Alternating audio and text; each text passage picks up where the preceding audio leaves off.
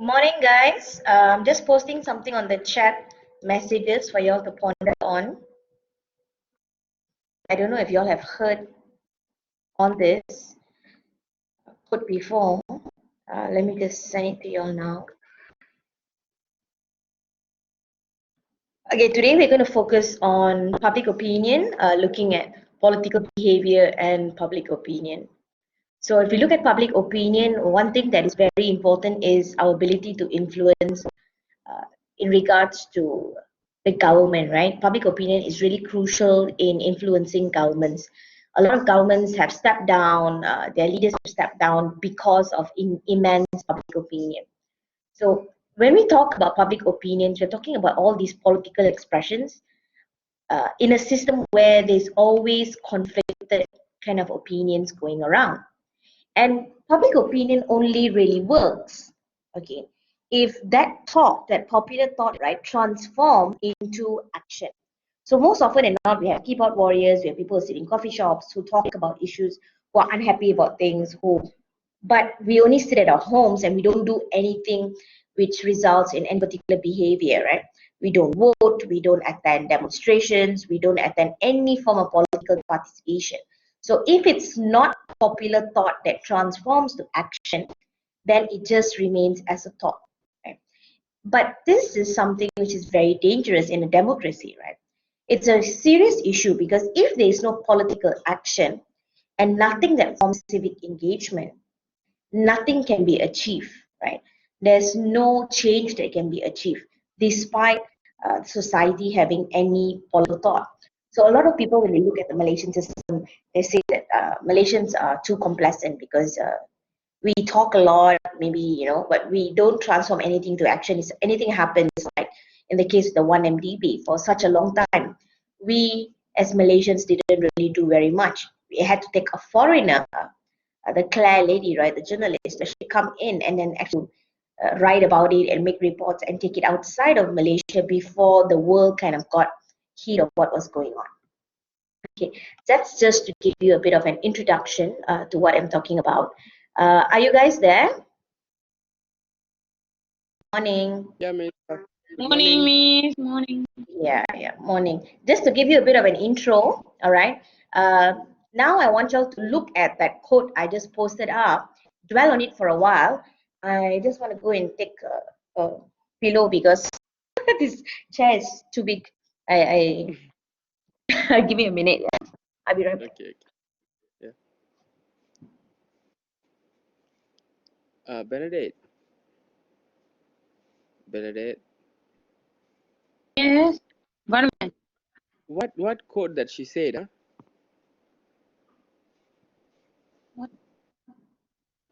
What do you mean? I don't know. She said like go. She said go and look up thing. Oh, okay. Anis You will already call. contributed. Okay. Anis already called. Yeah. Thanks, Government, Anis. that's what happens when you're late. Oops. Yeah. Miss, I woke up at 8 o'clock because I Wow. supposed to have my meeting with my mentor, and then like I messaged him like what 7:50 something like that, and he was like, "Can we reschedule at 4 o'clock?" And I was like, "Yeah, sure." And then because I thought like I finished my assignments late because like last night like around 4 or 3 like that, and then I was scared to sleep because I thought like I cannot wake up. So I was like I didn't sleep the whole night, miss. And then when I messaged him, he was like, "Can we reschedule at 4?" And I was just like, "Okay, sure." It's okay. If not, you won't be up for my classes as well, right? You would be sleeping. Just because it's your mentor, so you're a bit more disciplined. Miss Cheryl's classmates, never mind. No, miss. Right. No. It's just how many minutes, huh? 1 minute, right? Very, very funny. 1 minute. Hey guys. Okay, so when you see that quote, right? What does it tell you? Guys? Okay, I'm just going to read it out for you while you dwell on it for a little, and then I want you to tell me what you think about it. Since there's only like 4 of you, can y'all put your videos on? and your audio. Okay, so I'm going to read it Video out.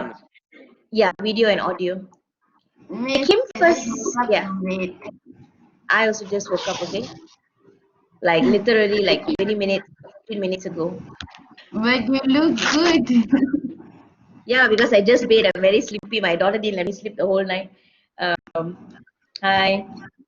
It's okay. It's just me, Cheryl, not boyfriend, so don't have to look so good. Okay. So the first thing is they came first for the communists, and I didn't speak up because I wasn't a communist. And then they came for the Jews, and I didn't speak up because I wasn't a Jew. Then they came for the trade unionists, and I didn't speak up because I was not a trade unionist.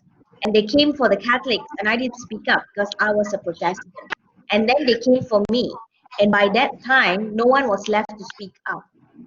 What do you think that means? Saw this quote There's no, somewhere. Mhm. there's no chance.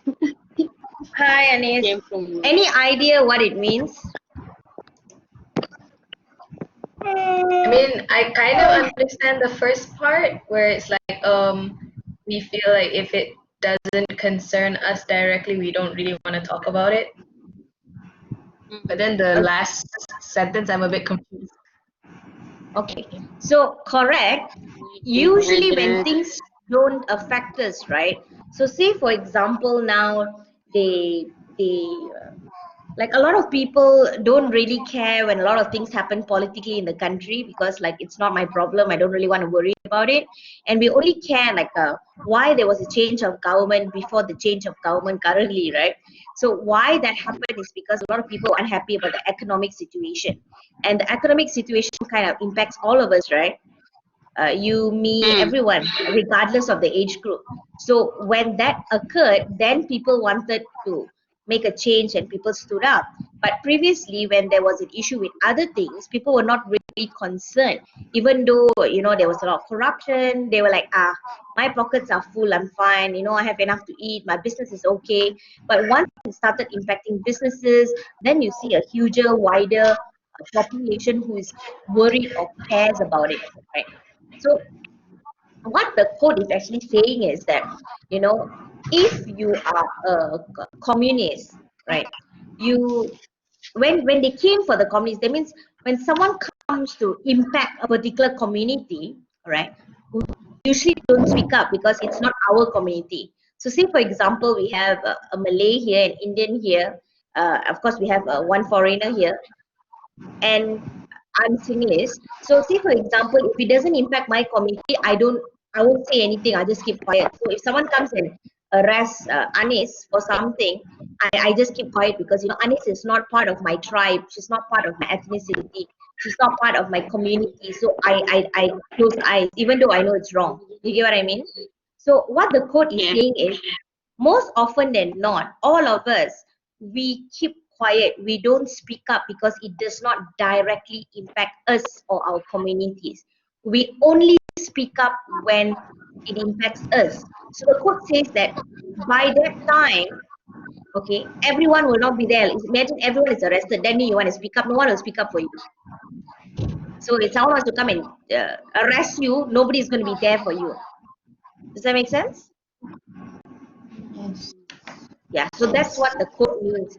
And they talk about this code a lot, especially when it comes to democracy and political participation, and saying that, you know, we need to stand for something. And this applies to many things, even in companies, right? When you work in certain companies, a lot of people don't really uh, speak up when something wrong happens. Like if you see a colleague being mistreated, if you see, like just say your colleague went on maternity leave and she came back, your bosses give her so much of work, right? And you know it's not right. Or maybe she's 9 months pregnant and they're still giving her as more work than ever because they wanna what's the word? Counter for the 2 months she's not gonna be around. She's going on leave apparently. So she's taking holiday for 2 months. So we must give her as much work as possible. So when you see that, you know it's wrong, right? But what do? It's not impacting me, so I should not care, right? So next time when something happens to you, will anybody else care? I mean, that is the connotation here. Okay, make sense? Yeah. Can follow, guys? Okay, Yeah, Yes. so they follow. say the whole purpose of news media, okay, is to actually motivate people to take action. Okay, the idea is that if there is positive media, okay, positive media as in the media actually provoke, not to say provokes people, but actually gets people to react. If the media does their job well to motivate people to take action, there will be more positive behavior, voting behavior, for example, right? And it would demonstrate exposure that can produce a lot of good things. Okay, so let me give you an example of how media can have a positive impact on voting behavior, for example, and how can it have a negative impact on voting behavior. I will just share with you something. Just off your mic for a while.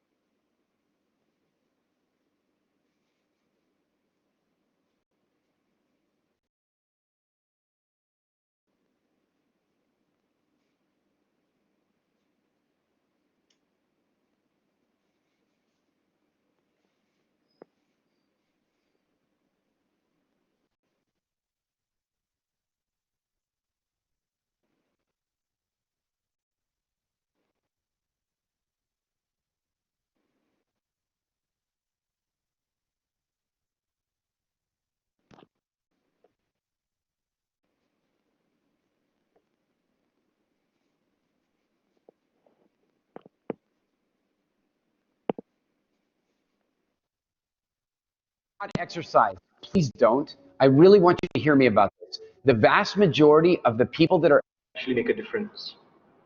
Ladies and gentlemen, in 2018, as Malaysia straps in to face its 14th general election, there are those who suggest you throw your votes in the trash can, like the video you just saw. There's an apparent campaign calling to spoil votes in GE14. The campaign stems from the belief that neither BN nor Pakatan Harapan would bring systemic change. To discuss this topic today, we have Dr. Koo Yin Hui, a senior lecturer at the Department of International and Strategic Studies, University of Malaya, Bursary Secretariat, Mandip Singh, and writer and Undi Rosa campaigner Hafiz Barum. Let's start with Hafiz. Hafiz, you're asking people to spoil their awards. Why? Well, first and foremost, it's not just me, all right? Undi Rosa is a campaign and platform for people who have lost faith with both sides, Barisan Nasional, Pakatan Harapan, and they definitely don't want to vote pass. Definitely don't want to vote pass. So what we've done is, here's an option. If you can't choose whichever one you want to vote for, let's give a statement by Undi Rosa, by spoiling our votes, by saying that, you know what, someone may win, but, you know, looking at the spoil votes, legitimacy comes into question. But you're very specifically asking to spoil votes. Why not just ask them to stay at home? Because staying at home is not recorded by individual vote tally, by SPR or the Election Commission. All right. The number of undi rosaks or votes is actually placed into every single result that is announced by the EC. So you think that it will make an impact by asking people to not spoil vote? We don't know. Well, one of the things that you need to know about the undi rosak movement is in every election there are spoiled votes, whether or not it's because they wrongly marked it, whether or not it's because they marked everyone. Actually, it's rather hard to spoil your vote, as someone pointed out to me. So maybe there is a simple movement within the voting population who has always decided they didn't want to choose either side. Some would accuse you of, by asking people not to vote, you're actually asking them to vote for BN, or this helps BN in some way. All right, no, it doesn't help BN. In 1999, and you can check an article by Zulkifli Sulong, which was in September the 3rd on Malaysian Insight. In 1999, apparently the Terengganu voters boycotted the election and Terengganu fell to pass. All right. If we look at 2008, Pakatan Harapan actually won a lot of seats, which recorded a lot of spoiled votes and also missing votes. Whether or not it was because someone sabotaged or whether it was my choice is up to question. But in 2008, Tan Sri Anwar Musa, now Tan Sri, lost his seat in Ketere by 901 votes in undi rosak and missing votes. Palanivel in Hulu Selangor 1,491. Zulkifli Ahmad from PAS won Kuala Selangor with 79. But here's the thing though, this time around, like in GE 12 and 13, especially I think this question was for Dr. Ko, we didn't see it take center stage. It was not a big issue. Now you have people like Mahathir talking about it, top leaders and political parties are talking about it. Why is there a shift in voter sentiment now?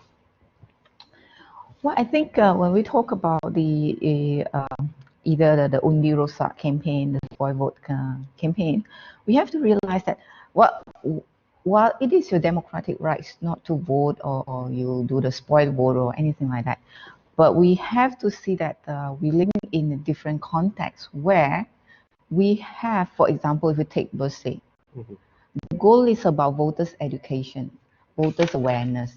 So the voters' turnout has actually increased. And that is one good sign that we achieve the highest turnout, voters' turnout. And we have to realize the context in Malaysia, it is not a democratic country. It is semi-democracy system. So in a system like this, sometimes I have to question the Undi Rosak campaigns, campaigners, for example.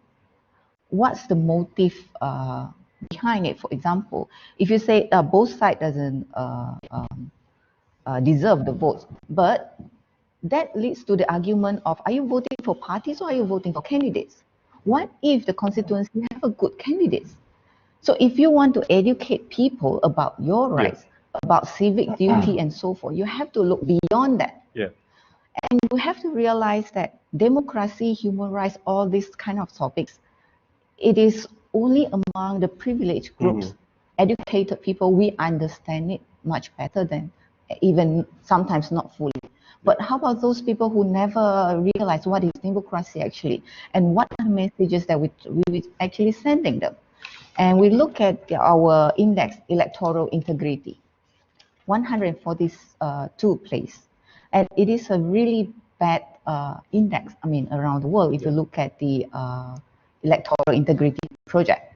So living with that kind of systems, the spoil vote, while I think they can do so, I mean, that's their right to do so, it is not rational.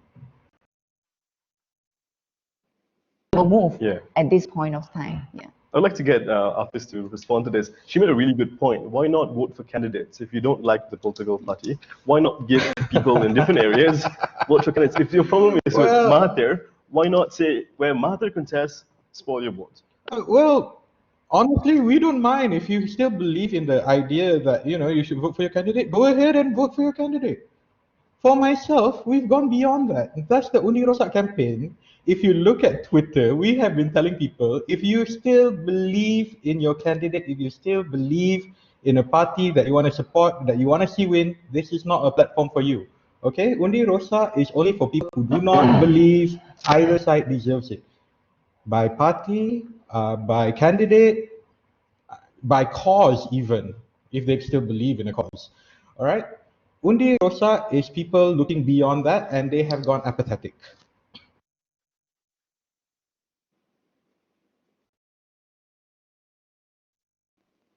What do y'all think about that? Were y'all able to hear? Yeah? So tell me what you think.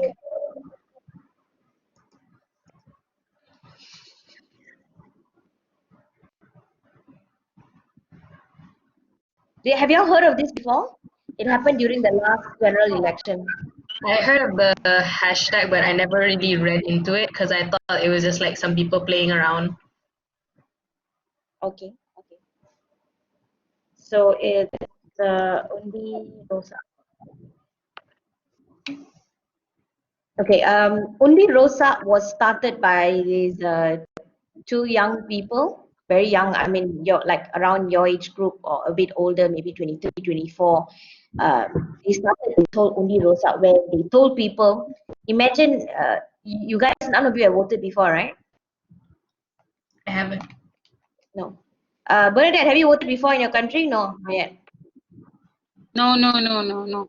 Okay, so when you go and vote, right, it's no joke. You have to stand for hours sometimes in schools, what do you call it, hospitals. They will have polling centers because a lot of people, and you have to be very careful with your votes. Like when you uses your thumbprint, right? When you touch the ink, for example, we are not using electronic polling, right? You have to be careful that you don't smear it or accidentally go to the other side, or it will spoil your vote. So that is considered a spoil vote. Spoil vote means if there's two columns, right? Let me see if I can draw you what it kind of looks like. So, okay.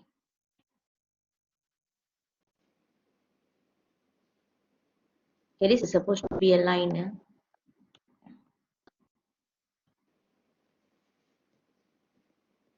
So most often than not, or sometimes there are more than two candidates, but in this case, let me just explain to you.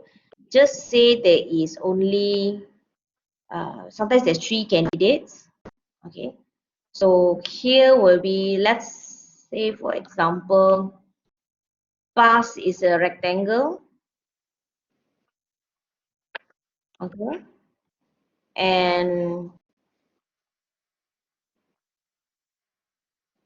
okay, so let's just assume that is their, so you need to actually do this, where is it? There's somewhat like a box, and you before that you need to put your thumbprint as well, okay?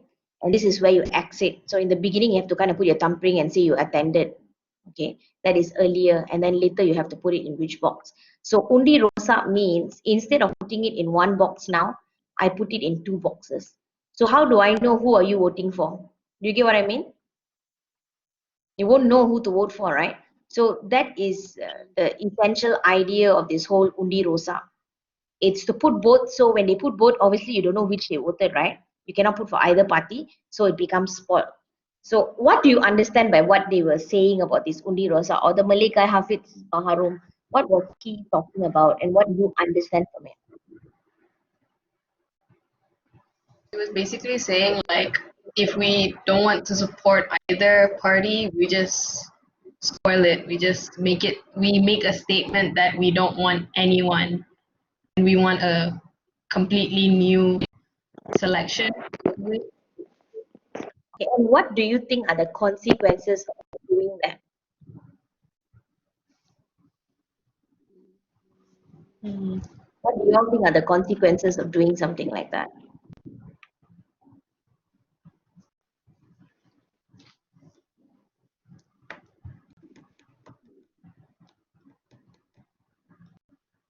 Or what do you understand by what he said? He said we should spoil our vote for this party. What do you think that is a form of political action as well, right? You're taking action, right? So earlier we said, as a society we should take action. but it also matters what kind of action you take. So in a democracy, what happens if a person spoils their vote? What do you think happens to the entire system? So in the case of Malaysia, right, a majority of people in the past have voted for Barisan Nasional, correct? Which is the coalition of MIC, MCA, as well as Barisan. I mean, as well as UMNO, right? So there are a lot of voters. So what happens now to a population which you are hoping this population is going to vote for an opposition party, and instead they spoil your vote? It's difficult to predict. Why? What do you think? Who do you think will win if you have in the only Rosa? It really depends on who the majority is winning, right? Okay. No, it's very easy to still determine the percentage of voting. If it's spoiled, that means it doesn't count at all. So you coming there to begin with doesn't count at all. It doesn't matter. That so-called statement the guy was talking about, it doesn't matter. It's not just counted at all. And he said we want to make a statement. So you only can make a statement if you know for true that is the statement being made. Like if I spoil my votes, I spoiled my votes. But there's no indication or there's no survey you can sign. I am spoiling my votes for this particular thing. It could be one old auntie doesn't know where to kind of put the mark, and she might actually put it out of the box. That can be considered a undi rosa as well. So there's no saying how many people at the end of the day, because they're just gonna do a tally, because the guy's rationale is, oh, at least a lot of people said if you don't want to vote, don't come. Why? Imagine you go line up with so many people. A lot of people are standing and waiting. Old people, young people, mothers who are pregnant, and you make me wait with you. And at the end of the day, you don't want to be voting, because you have no interest to vote. So also talks about action, right, and responsibility and how mature you are. I mean, that's my opinion of this issue. I think it's a very childlike thing to do, to go and spoil your votes. If you're not going to vote, just stay at home, right? Why put other people in a position where you are wasting other people's time? Why waste paper? If you're going to spoil your vote, why go out there to begin with? And if you're going to make a statement means everyone should be able to see the statement. But your so-called undi rosa will also fall in with a lot of other things as well. So how does undi rosa help say that we don't want? If you want to boycott an election, that means you don't turn up, right? If you're boycotting something, just say you want to boycott Miss Cheryl's class, that means nobody turned up today. That is called a boycott, not you come and you keep quiet. Or you come and then you say I'm on boycott.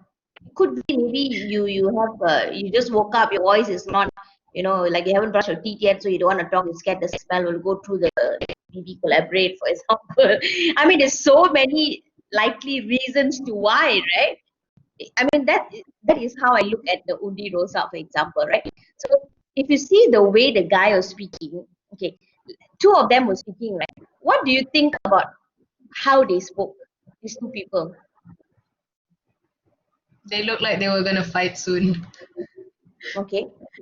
Especially the expressions, they didn't look like they could control it. They were just like, I need to tell you something, kind of thing. Yeah. And the guy, you can see a lot of his points are not very coherent, right? Because he's saying that, oh, if people want to vote for their candidate, then this is not for them. It's like the whole point of you saying you shouldn't vote is because there's no viable candidate. Then 2 seconds later, you say, oh, people want to vote, then they can vote. So it's like flip-flopping between two different decisions, right? So what is your actual decision then? What do you believe in? Right? And the lady, I guess also because she's a lecturer, right? And she talks about human rights and stuff like that. She seems to be a bit more well-learned, or when she comes across with her opinions, she's talking about facts. She's not talking about emotions.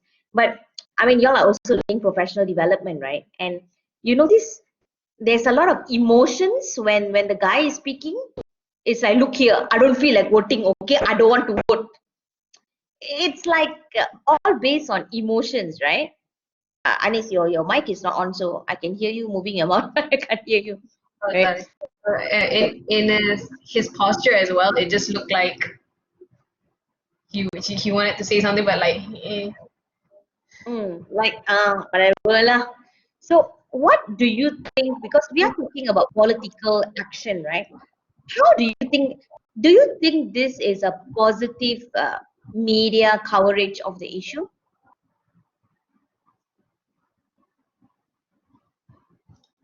What do you all think?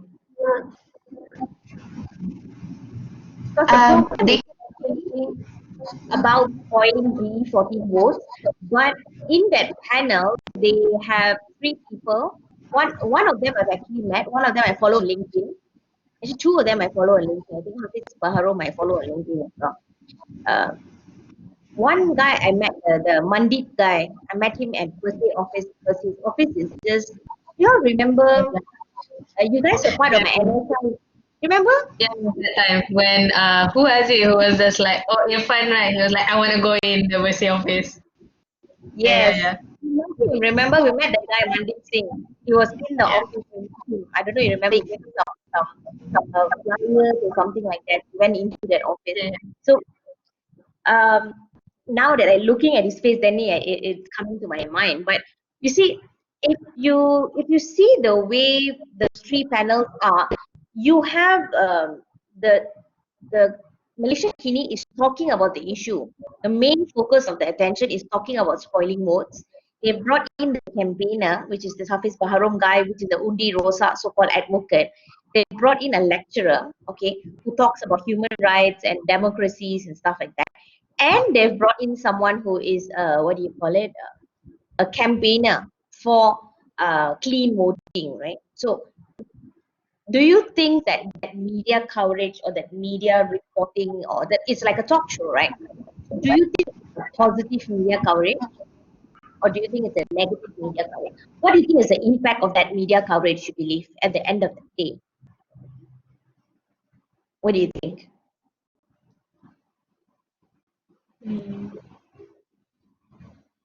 Do you think it could have a positive impact on voting behavior, for example?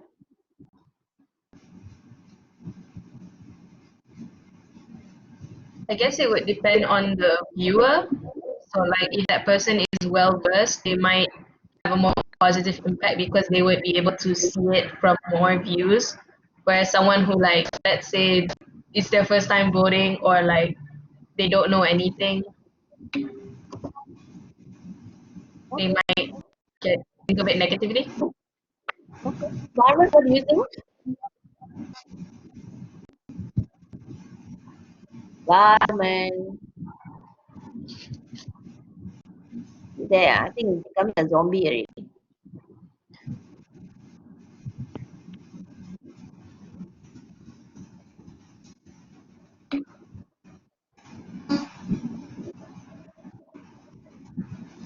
Afrina, if you want to comment while Warman is zombified. To me, I think it can be a positive impact because they are actually sharing their point of views, and people are being educated on what is right about Undi Rusa, and they would be more aware of yes, like like you mentioned earlier, if you want to Undi Rusa on purpose, better just don't vote at all, kind of thing. So people will be more aware on that. Maybe it could be a positive impact. Okay. Bernadette, what do you think?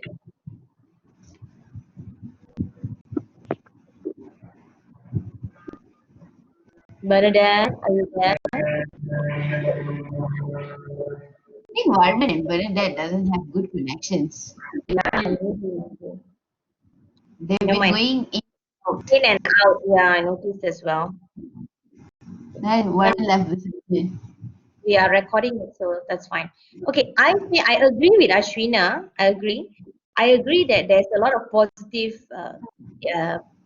thing to that show, because it's not just giving a one-sided view of things. They're bringing three different parties together to discuss a particular. I believe why Malaysia Clinic brought those people in is because it felt that it was important for the public to kind of have an understanding of what this Undi Rosa campaign is. Because a lot of times when big campaigns are occurring, a lot of people jump on the bandwagon just because it sounds cool, or like everyone's doing it, we should do it too. And most of the time, we don't even know what it's about. So I think it was a good thing that Malaysia Kini actually covered that issue because it let people see what are the views of these Undi Rosa people, what are the views of academic, okay, or practitioner, and of course the birthday guy, which is for voting, right? Clean election. A minute. Wait, So I think Rosak is the one, the what current government, right? current now is very difficult because we don't have the current government. Now we have the new government. And the past government.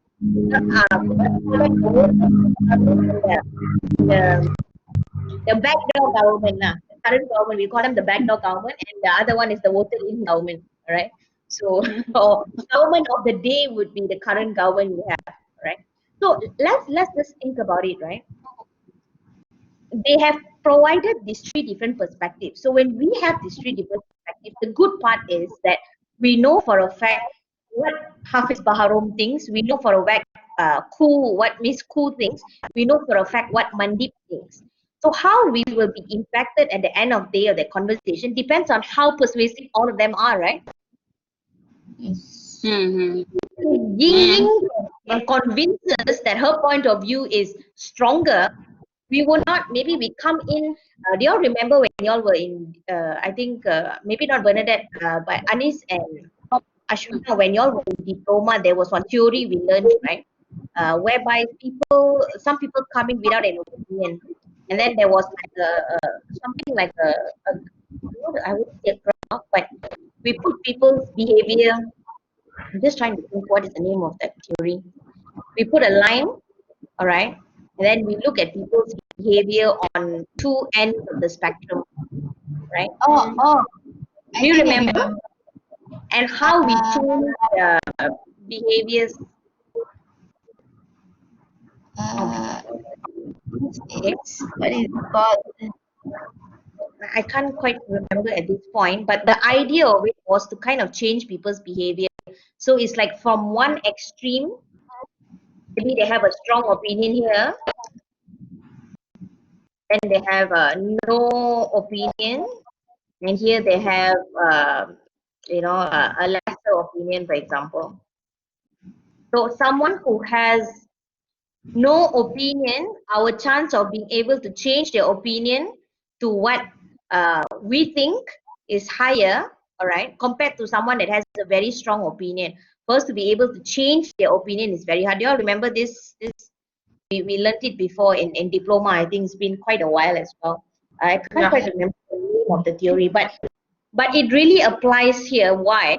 Because if the person who is watching doesn't really have an opinion, now it's easier for Ying, Mandip, or even Hafiz to kind of advocate the point and to change their understanding, right? And if they have a very strong opinion, now it really depends on the chances of them changing their opinion is very hard because they already converted, right? That means they already strongly believe. Like it's very hard to change the mind of a hardcore Barisan supporter, hardcore PAS supporter, hardcore Pakatan Harapan supporter, right? But for someone like me, for example, kind of audience I am, it depends on how strong you can kind of sway my opinion. It really depends on your facts or points. I'm not a hardcore Pakatan Harapan or even the Barisan. It depends on how strong your opinions are. So if they are able to now change your opinion from how strong their positions are on that show, then they can probably move us from someone who has no opinion, all right, to establishing a certain opinion, but towards our opinion. Make sense? So maybe we want them to have a strong opinion on that issue, right? Or we don't want them to have an opinion on the issue, like have a lesser opinion or don't feel that the opinion is such a strong opinion. Then we kind of push it to the other side, all right? Make sense? So sometimes this kind of shows are very important because what it does is it kind of provokes people's thoughts. Maybe in the beginning I would have agreed, or I feel Undi Rosa, I understand, because for me also it's like I don't really trust this side, I don't really trust that side. I might as well just follow the Undi Rosa campaign. But when someone brings it up to me how ridiculous it is to, go and stand in line for hours on end just to spoil my vote, and like wasting paper, like when the guy, the announcer, right, the Prashant guy or whatever, I think his name is Prashant or Prakash or whatever, I can't remember his name. He says that if you're not going to vote, just stay at home lah. You're not voting, right? That is also making a stand, right? So when he brings up that point, in my mind, if I'm a Undi Rosa voter, I'm like, yeah, that makes sense too. Why am I going out? So is it you just want to get like some publicity from this Undi Rosa campaign so more people know you? Like, what is the real cause behind it? And he said something which I find a bit disturbing, right? He says, these are for people who don't really have any cause to fight for. If you don't really have, how can any human being not have a cause to fight for? It means you have something, right, that you believe in. This is saying people who have no belief in anything, then you should only rose up. So it shows a very bleak view of human beings or young people. And the only difficult part for me when I look at this Undi Rosa thing is it's very scary because these are young people advocating that. So can you imagine people starting a campaign? Sometimes other young people will just support them because they're young. Like, wow, people my age doing something, I want to support them. Yeah, definitely, right? It's like yelling at a deaf person, yeah, in a sense, right? So it's those who are enlightened and those who are not really enlightened lah. I mean, that's how I would put it. Understand? So I think you all remember this guy. I'll write it here, Lazarsfeld. You all remember this guy, Lazarsfeld? You all would have learned it in Intro to Com and Theory long time back, or Bernadette, you would have learned it in Introduction to Communication. It's Yeah, but Lazarsfeld. So Lazarsfeld is one of the communication scholars. Okay, he worked on media influence and he looked at presidential influence elections, right? So he wants to see, is there a connection between people who vote or people and media, right? Does it really impact how we vote? So in 1940 and 1948, what he did was he wanted to see whether news exposure, like if watching the kind of program like I just showed you, does it reinforce our existing preference of candidates, or then changing people's opinions, for example. So although the results of that so-called research that he did not really show uh, confirm yes it's because of media exposure, because it showed that even though media can stimulate discussion, like if I watch a show like that, the one I showed you, it can make me think, it can make people start talking, but the linkage to action is not confirmed. Like I cannot prove that after Bernadette, Ashwina, and Barman and Anis watch that show, immediately they're going to go and vote or they're not going to vote. I can't show that connection, right? So it says it's a bit hazy, right? But what it can do is they said it can expose you to other channels of news. Meaning, after you watch that show, you might want to find out more, right? So then you'll go and look for information on the Rosa after that. Maybe before this you just heard of it, but now you go and find out. But there is research out there that says that if uh, adolescents, like your age group people, uh, have such discussions or have such exposure to media, you will have greater interest in public affairs, right? Because usually your age group don't really care about public affairs. Yes, correct, Bernadette. Two-step flow of communication, right? Talks about how people are influenced by other people, right? Uh, how we are influenced by our public opinion leaders, and that's the whole purpose of y'all doing that assignment too, right? Is to find out what in public opinion leader thinks, because we feel that besides it's not just the media, it's how the media gives exposure, but the leader itself has an impact on how he now, like for example, some people might consider lecturers as a public opinion leader. So I come to class and I will kind of expose you guys to my opinions, right? So I'm sure, like in public opinion class, some of the things I brought up makes you kind of stimulate some sort of discussion in your mind, right? You might have not thought about things in that way before. So someone coming and putting that information in your mind, seeing how what you think and what you do impact, has has a certain impact on how you think. It has a certain influence on how you look at certain issues. Maybe before this, you would not even think about it as an issue, right? So your public opinion leader, whether it's a youth leader, whether it's a lecturer, whether it's a parent, has an impact, right? And that's why the two-step flow communication theory, the idea is to say that media flows not just from the media directly to the individual. It goes through another kind of like a layer, which is the public opinion leader. So a lot of us have our public opinion leader, right? Do you guys have do you have a public opinion leader who you go to for opinions on issues? So can y'all tell me very quickly? Hi, Andre. Y'all tell me very quickly. Start with Ashwina. Who is your public opinion leader? Like, who do you, when there's any opinions you want to find out, who would you go and speak to find out, hey, is it true? What do you think about it? You want to know what their opinions are before you make a judgment or before you believe in a particular issue. Is there anyone you'll go to, Ashwina? Um, I haven't really, but then actually, honestly, I haven't. But I always go to either you or any of the lecturers in Inti. Maybe you, yeah, you or Miss Joe, or in my family, it's my mom's brother's wife, my auntie.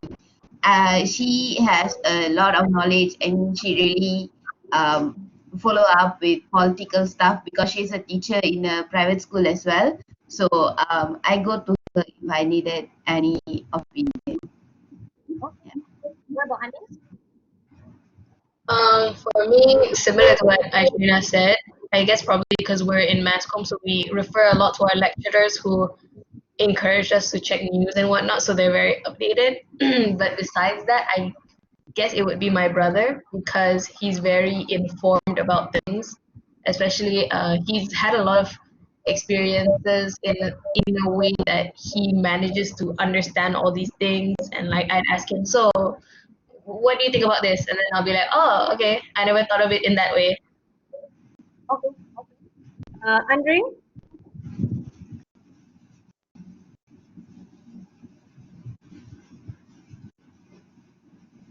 Andre, are you there? Never mind. Bernadette, but I think Bernadette was coming in and out as well. Okay. So anyway, public opinion leaders are people we trust, right? We trust them. That's why we seek their opinions, correct? They are people that we place our trust in. They are people that we believe opinions matter. That's why we go to them. So, but the mic isn't working. Why don't you type, Andre, and I can just read it out? Who are your public opinion leaders? While you type, I will continue.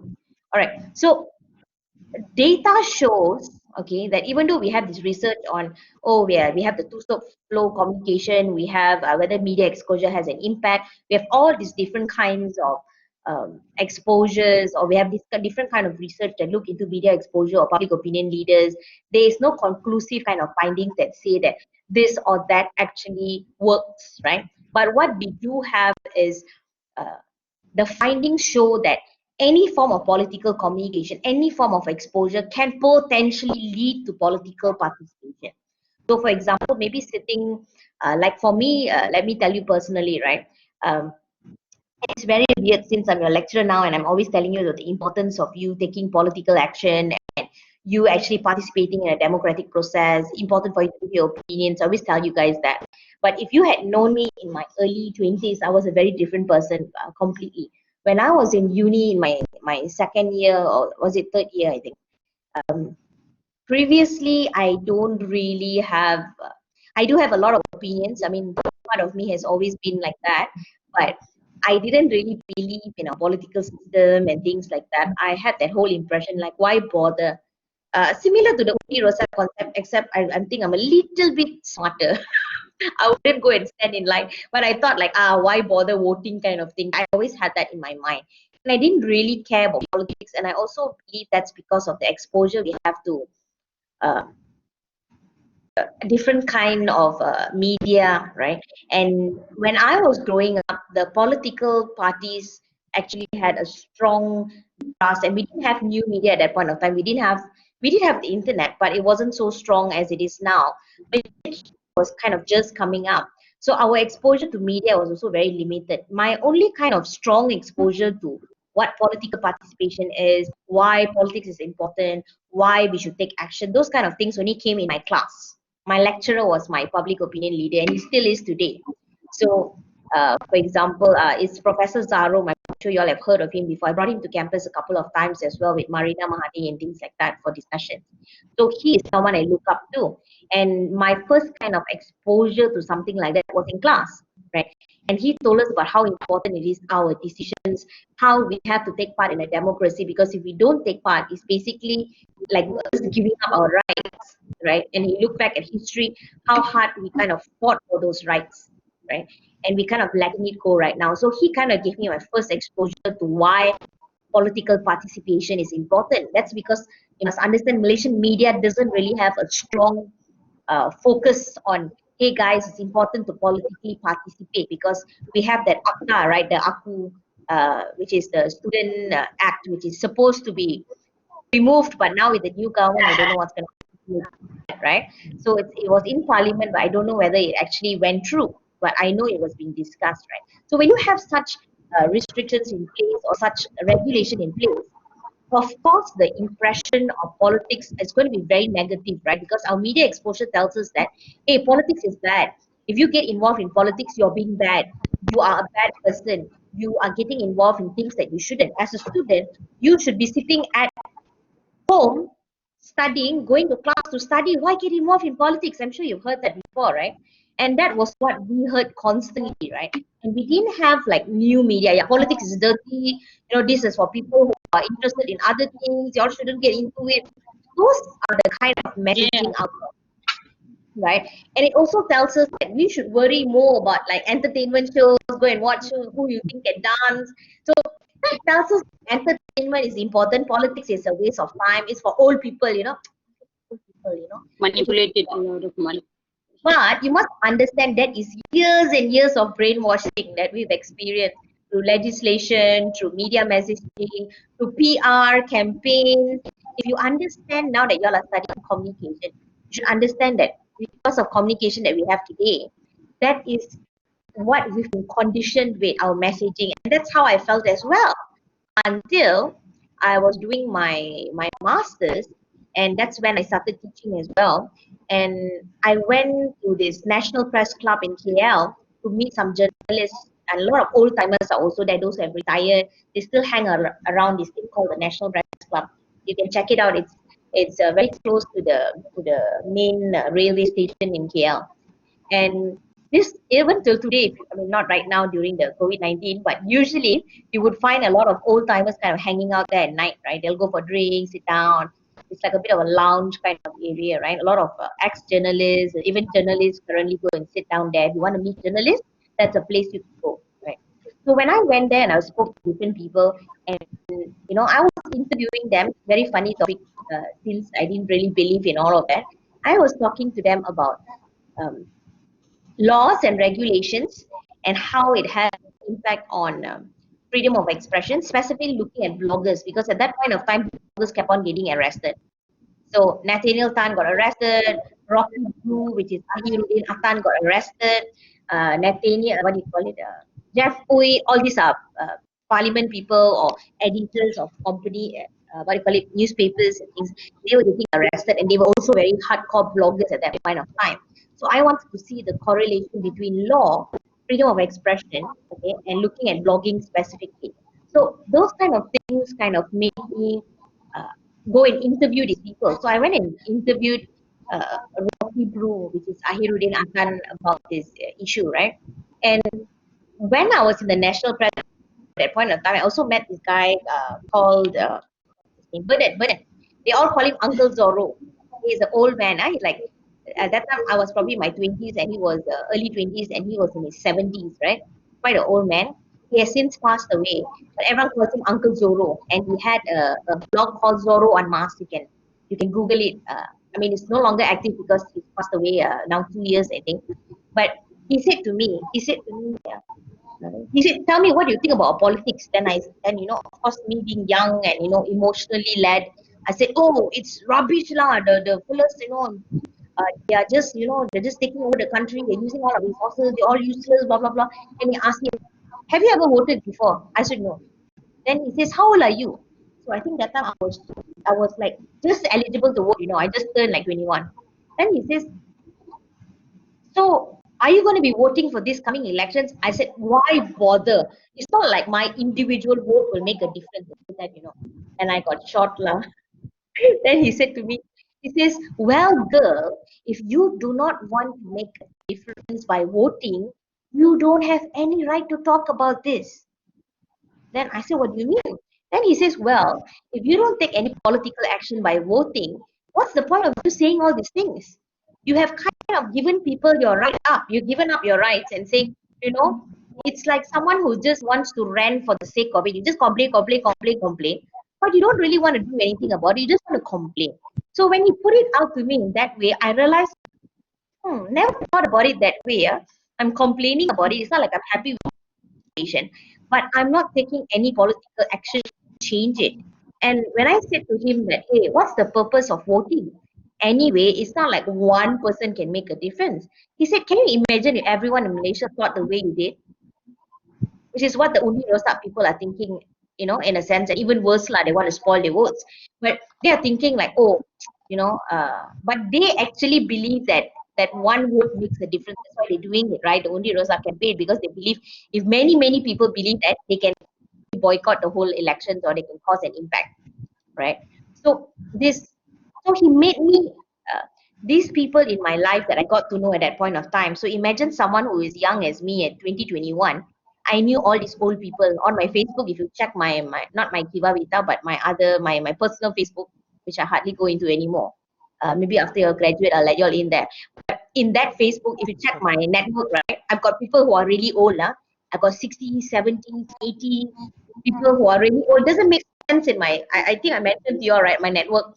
I have very different kind of people. I got people as young as you guys, and I got people really old. Why? Because I did this whole research and I met all these people. I used to. I'm sure you've seen this message circulating on Facebook, WhatsApp, written by Haris Ibrahim. I don't know if you all have seen this. It's a letter to Mohideen talking about Dear Mohideen, talking about the entire system, the COVID-19. If you read that, if you go check out this guy, he's really old as well. When I met him, he was like all grey and all. He's a lawyer. He did a Lina case, conversion case in Malaysia, very famous lawyer as well. I know this guy personally because of this whole research I did. I met them up and I started hanging out with, imagine a 20-year-old hanging out with a 70-year-old, 80-year-old, 75-year-old, 65-year-old. So I used to hang out with these people. That's why my network is kind of varied because I got introduced to these people. And Haris Ibrahim, Uncle Zorro, all these people are the ones who actually introduced me and kind of, together with my professor, made me think more deeply about why political action is so important. Make sense? Can follow so far?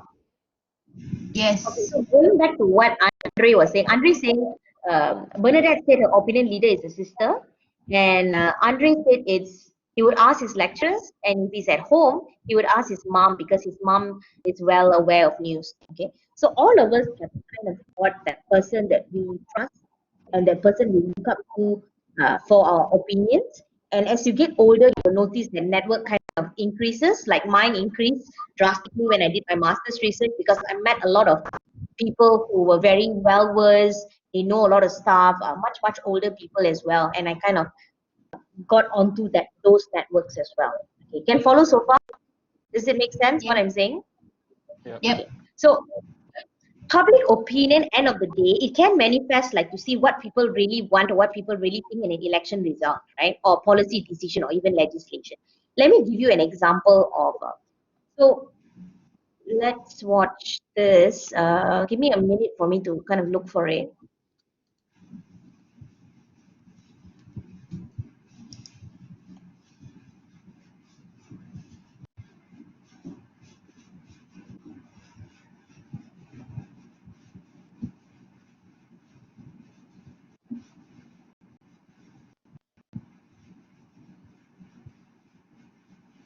Okay, I want you guys to watch this 2-minute video. Okay, of course, this is some time back now. It does not reflect the current situation in Malaysia, but this was that at that point of time. Okay? I want you to just see the euphoria, how how a public opinion can actually result in political action and can have that impact, and how this manifests, for example, in this case, in votes, right? So this is an example. Let me know what I hear.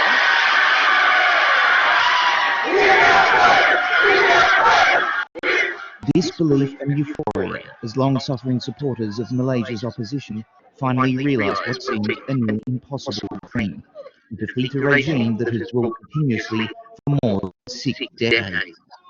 I thought I would see it by that time. That we will win. It's for the children to see.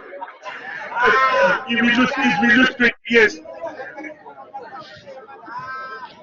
Reformasi! Reformasi! They shout the name of the movement launched 20 years ago, when their leader Anwar Ibrahim was jailed, ironically on orders of the man who has led them to victory today.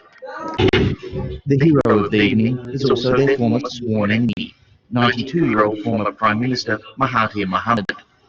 He ordered Anwar's arrest on sodomy charges in 1998, but now stands as the leader of the victorious opposition Harapan Pakatan coalition.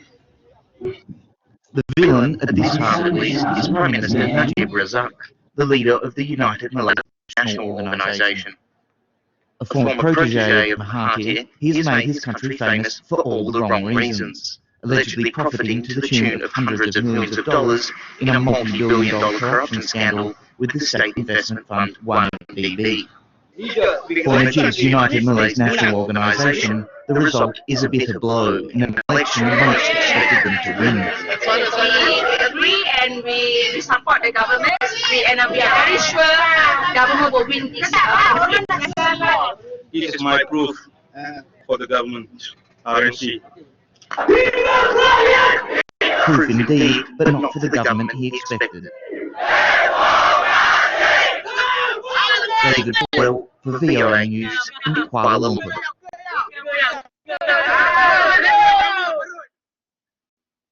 Okay, so what do you think? I was shocked by all the yelling. Sorry? I was shocked by all the yelling. Can you feel that whole euphoria?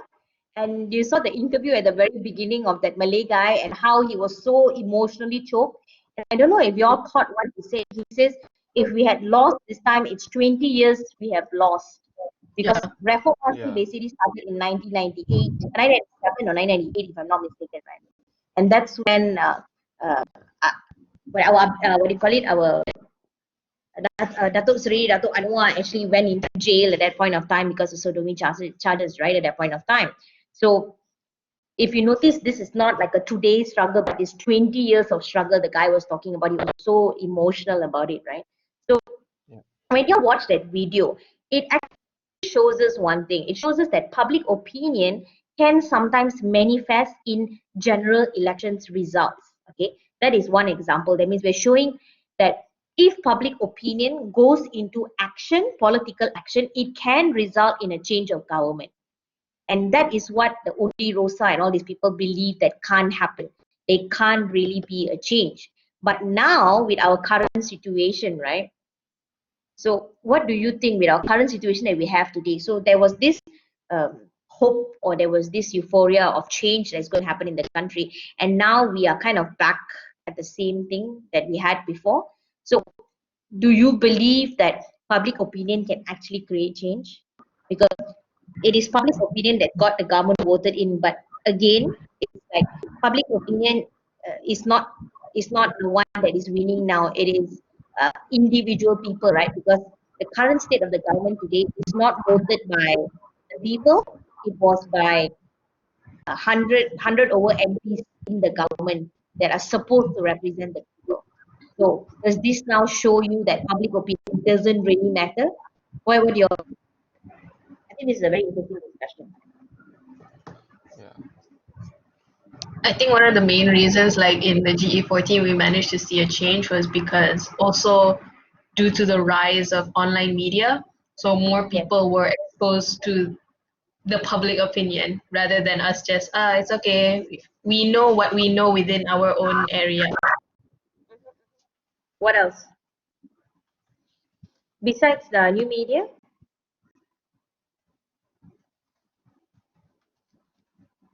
Besides new media, what else?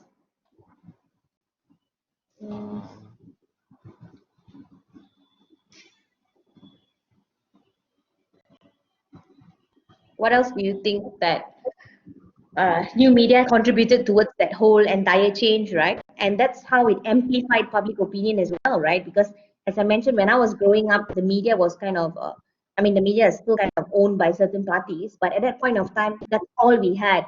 We didn't have other options. So our exposure to communication was limited to RTM 123 and TV7, ATV, at that point, Malaysia Kini had just started, but we didn't really have much online news except for Malaysia Kini. But now, if you look at it, there's Malaysia Today, there's Malaysia Reserve, there's Malaysia this, there's Malaysia that. There's so many different websites, there's different Facebook groups, there's different movements. We didn't have what we call Bersih today. It didn't exist, right?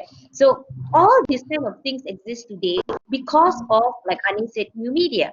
So new media kind of gave us that exposure, all right? So that is one example I've given you of that video. I'll show you another one because we say that public opinion can manifest in three things.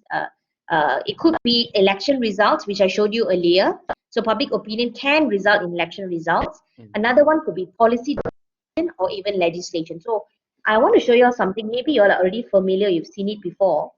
But this is another way that we can actually see that because of public opinion, all right, there is a change in terms of legislation. Okay. Miss, Shafira tried joining in using the link, but she can't join in for some reason. Okay, no problem, no problem. Just tell her she can check the recording because all the sessions I'm recording, so I'll download it later. I'll upload it on YouTube because I know a lot of you can't really see Blackboard Collaborate as well. Sometimes it won't load and things like that. So I will upload it on YouTube once once it's already kind of collaborated. All right, Okay. cool. All right.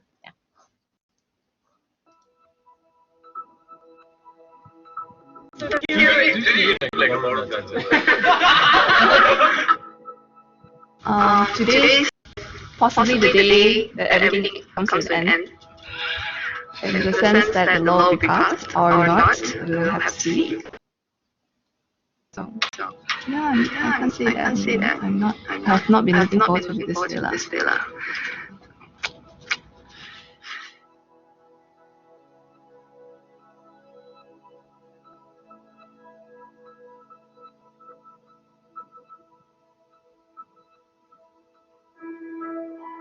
So we're here in Parliament today.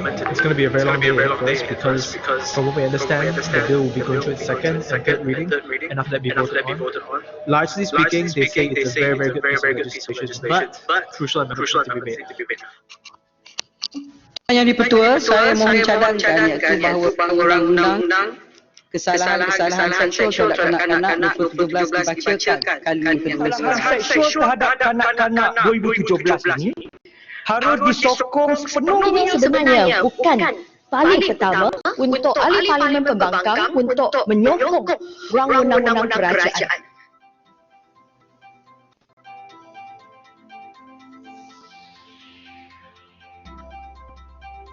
This is a very exciting morning. It's non-stop, but we've only taken a break because all the MPs have come for their lunch break, and most of our team have gone as well. We're the ones just back here to, hold the fort. Jadi bagaimana pihak kementerian mengambil satu tindakan yang proaktif dari segi bab pemulihan? Kita tak ada peruntukan dalam undang-undang ini untuk attempts.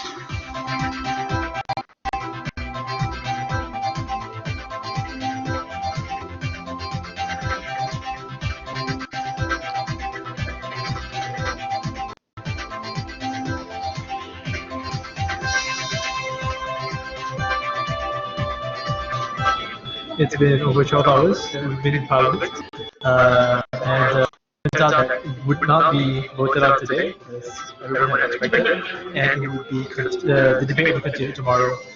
So yeah, it's crazy. Honestly, I think it's a good thing that the discussion is on tomorrow because clearly a lot of MPs have a lot to say. And I think that it's fair for all of them to have a chance to say whatever they want to bring up.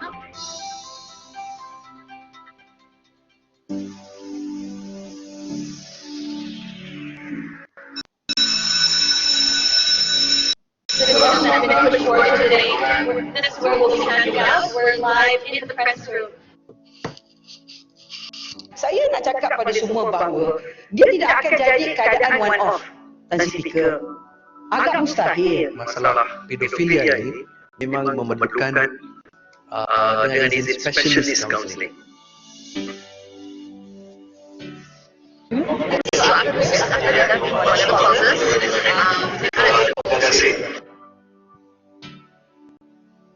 Saya mencadangkan iaitu rang undang-undang ini dibacakan kali yang ketiga dan diluluskan sekarang.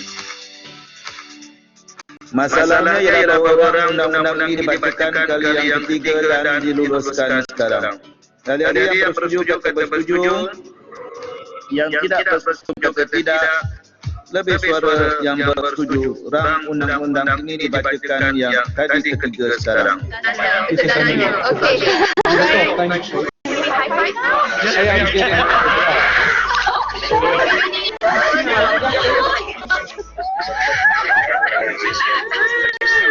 Amazing. I feel awesome. But at the same time, we gotta get to work now. How does it feel? Well, I'm so tired. I'm tired and I'm I believe and I hope that in the passing of this act, children out there will and can be protected. And I want this to be a flag of a lot of perpetrators out there that we can run what we can hide. The bill has been passed, and we're ecstatic. Obviously, we're elated, also a little bit tired. We'd like to go out partying, but there's still a long road ahead. A lot of video has to be edited, a lot of writing that has to be done, news stories that have to be submitted. But all of that is behind us now. We have new laws, and they are as good as passed at this point.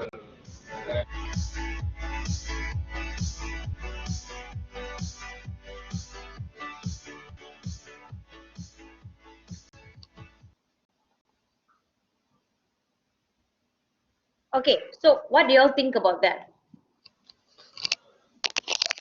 Have you heard of this before? Never Malaysian media communication. True. Pedophilia, yeah, I've heard of it. No idea. Ay, ay, ay. Okay, so this is Katrina, you heard of it before? Yes. I even met the dude that actually met through the whole rage interview thingy. He came to campus, right, the guy, Ian? Yeah. I remember Miss Karen brought him, right? So, what do you know of this law? What do you know about this issue? Any idea? They actually started off when they were investigating about this case of children getting scammed online. So it's more of a sexual abuse case where they would actually pretend as the children to just trap all this what's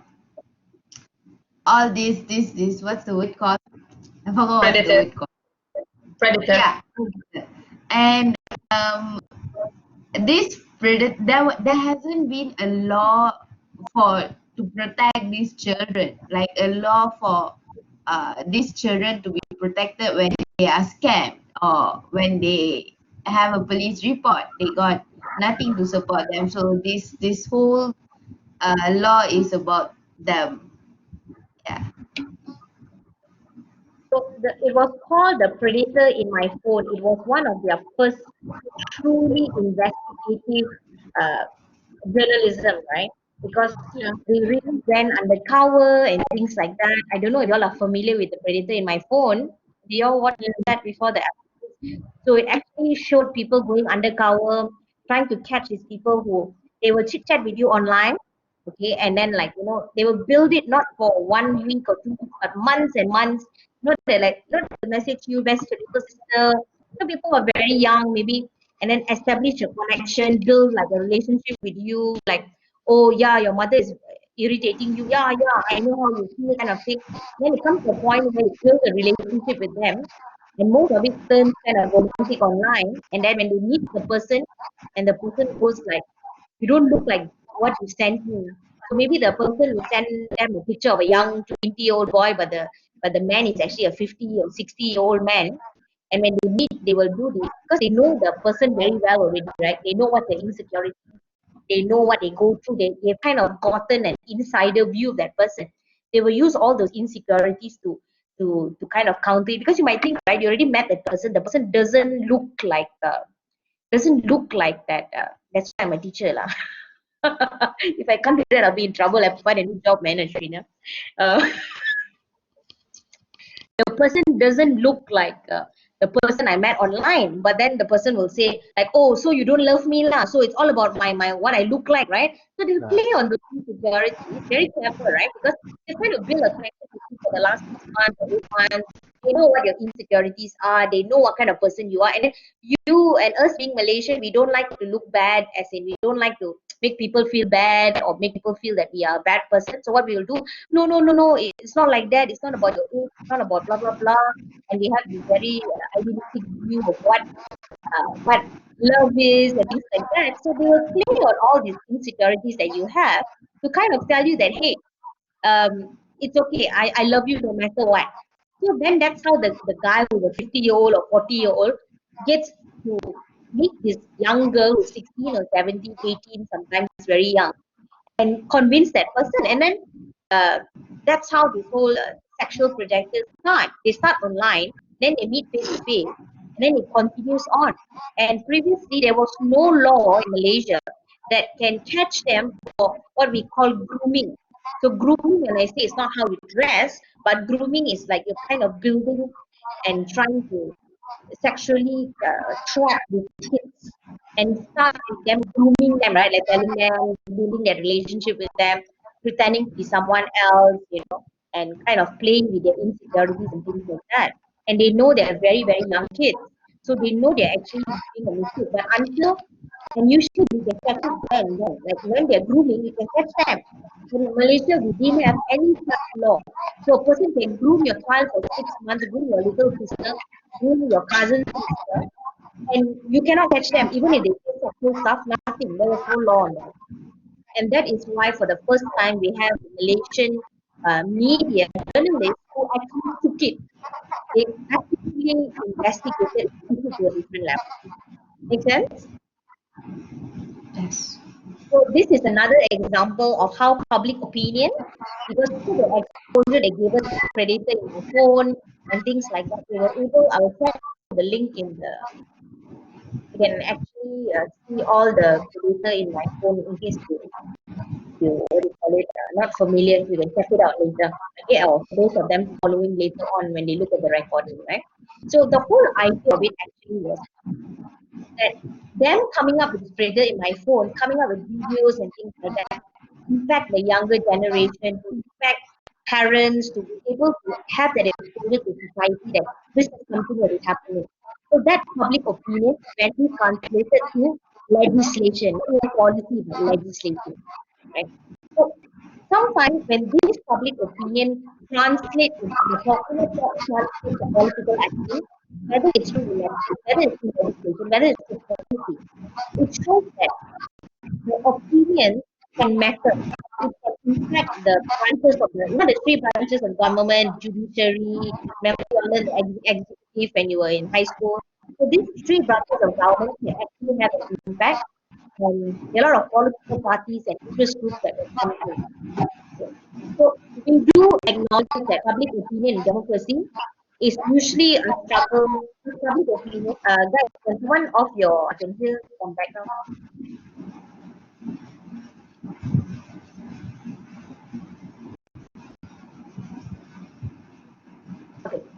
sometimes public opinion, the issue is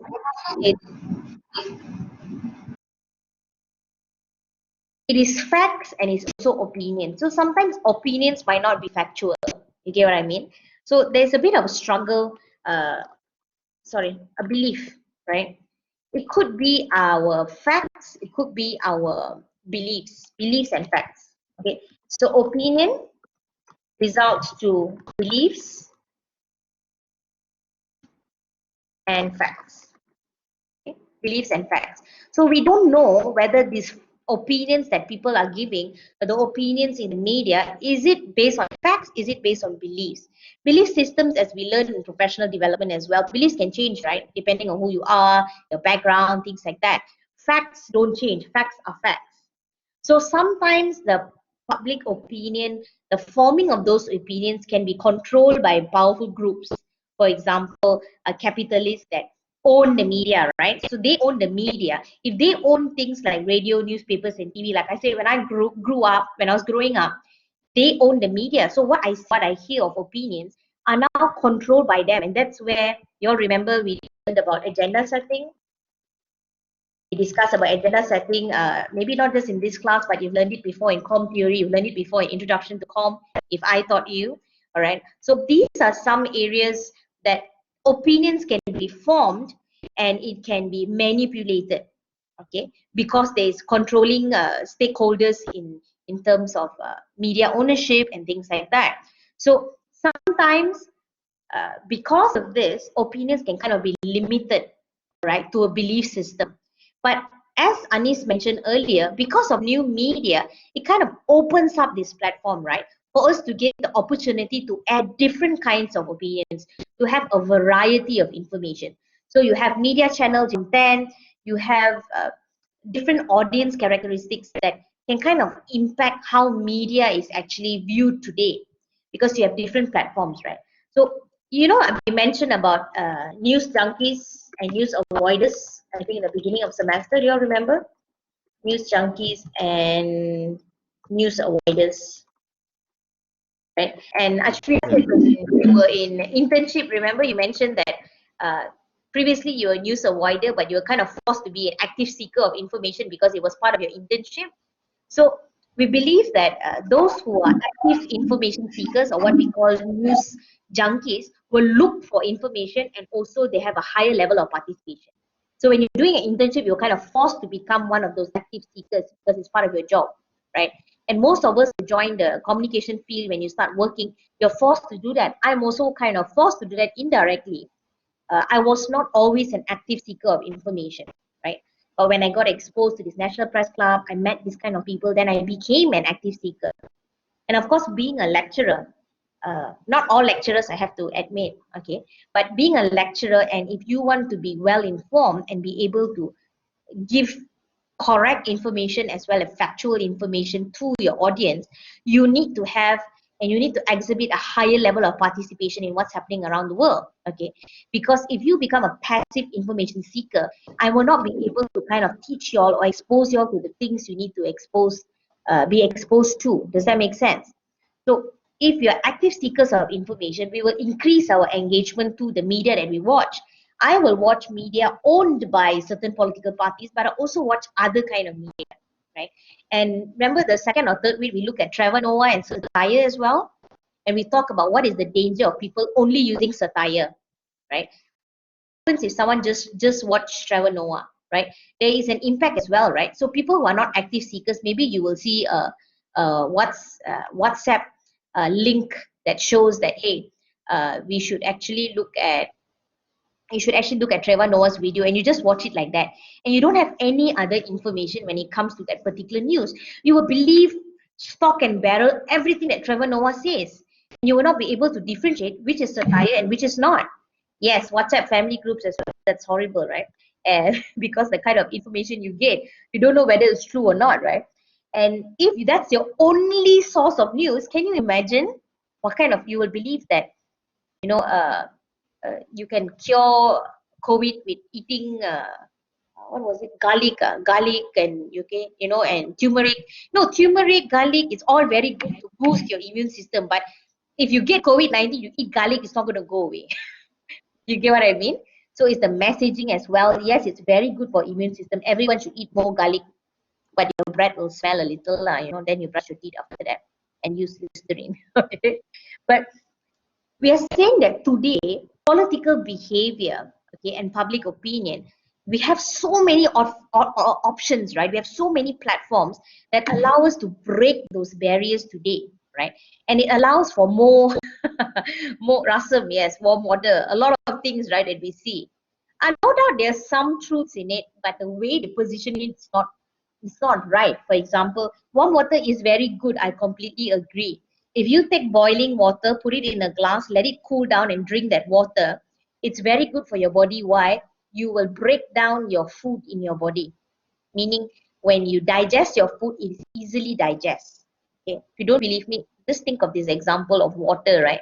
Imagine what happens, you eat your food and you pour water inside cold water. It doesn't mix, It's the oil and all this, it doesn't mix, so your food cannot get digest. It's the simple logic of it. So warm water, yes, it's good, but it's not gonna, you drink warm water, it's gonna cure you from COVID-19. It doesn't work that way. Or if you drink warm water, that's your cure. It doesn't work that way, but it can help build towards a better immune system, help your systems work better, yes. Okay, maybe the guy didn't position the messaging very well, I don't know. All right. Or we are also on his case as well. But to say that COVID-19 can be cured using warm water is not a very smart thing to say, I would say, but I shouldn't say very much because this is bordering on all this political stuff, yeah. But digital tools today have kind of allowed us to access that democracy, right?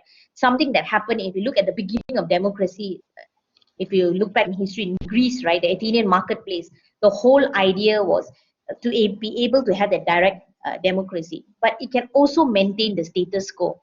You all know what status quo is? I think I've mentioned it in class before. Okay, status quo is basically maintaining existing systems in place. Okay, it's basically maintaining the existing systems in place. So for example, if currently Barisan is in power, that is the status quo, right? If the rich people are owning the media, that is the status quo. So challenging the status quo is not easy. And sometimes digital communications today, a lot of people say it's a double-edged sword. What does a double-edged sword mean? I mean, it can kind of pierce you on both sides, right? It can really help break barriers, but at the same time, because people who have access to money, people who are rich, they can actually control the digital communications. And today as well. See, all the biggest network platforms, exactly, it can hurt you as well, right? All the biggest network platforms like Facebook, Instagram, all owned by one person. So we're having that same problem. Digital platforms were supposed to be something that, for example, Ashwina can now come up with an app and she owns it. She's an individual, right, who have individual thoughts. Now, just say Anis comes over. Anis already owns like 5 different major things and she has money and she says, okay, Ashwina, Wow. I'll pay 3 million for it, give it to me, right? And now Ashwina gives that up. So again, it goes back to that same status quo system where the rich kind of own everything. And now maybe systems like Instagram, which used to be for the people, content based, those kind of things, now become again held by a major stakeholder, which is owning a lot of other platforms. So we cannot be too what's the word? We cannot have this idealistic view, right? Mark is very rich, that's right. We cannot have this idealistic view that digital is going to completely break every single barrier that there is, right? Digital has the potential. It has given us an option, yeah. But there is selective exposures, or there is selective media that, like Instagram now owned by these few people, that can kind of put us back at that same kind of issue that we didn't want to be in, right? It can perpetuate certain belief systems, right? So we have and polarize people's opinions. So every time we look at politics, we need to have a bit of level of provoked thought. We need to think further. We need to analyze it. We cannot just believe everything we see, and we have to kind of raise people's. We have to provoke thoughts and get critical thinking going, especially among the younger generation. Because if we don't, we will see things like Undi Rosa, like, wow, we have this digital platform, let's do Undi Rosa. They just fall onto this cause and without really great thought into thinking, what does this actually mean? How does this actually help us? All right? Does that make sense? Make sense? Yes, yes. Okay, so these are some things that you need to think about. So when we talk about political behavior and public opinion, we always have to think, and it goes back to that quote I gave you by Reverend Martin Niemöller. He was in Nazi Germany in 1945. This was said in 1940s, right? What they're saying is we need to stand up for what we believe in.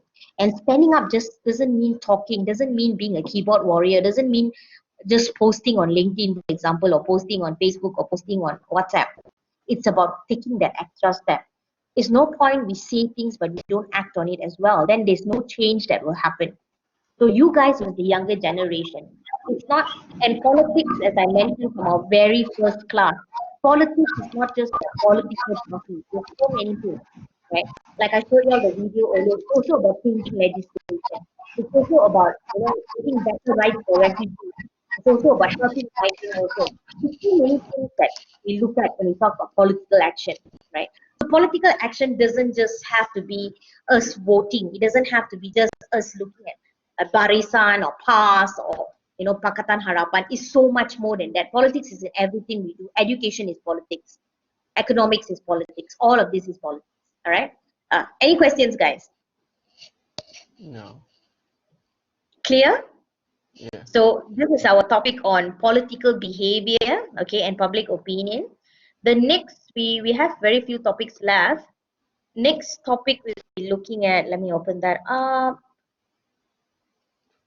We will look at what citizens bring to the news. We look at news influence on civic life. And finally, we look at what's the role of news in civic life today. Those are just general discussions. We look at how people like you and me, what do we bring to the news, right? And how much we rely on the media. We look at media dependency theories, for example, and look at how the media is kind of changing. Now, a lot of news organizations go to social media to look for news. It's not the other way around. Can we have a physical class already? Hey, I'm as physical as it gets. You can see my face. I think not all lecturers do video, right?